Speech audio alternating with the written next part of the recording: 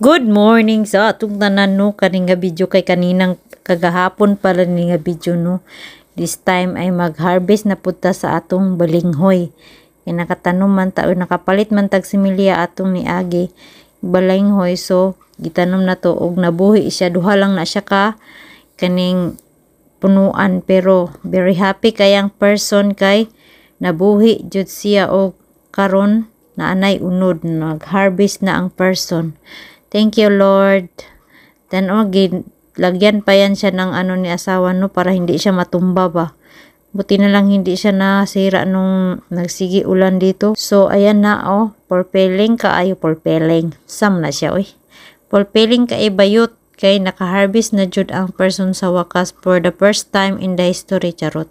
First time bitaw na ko ni nagtanom og ingon ana no, kay wala may balanghoy dire pero naami napalitan na sa similya, so nakatanom pod ang person og karon naka-harvest na jud.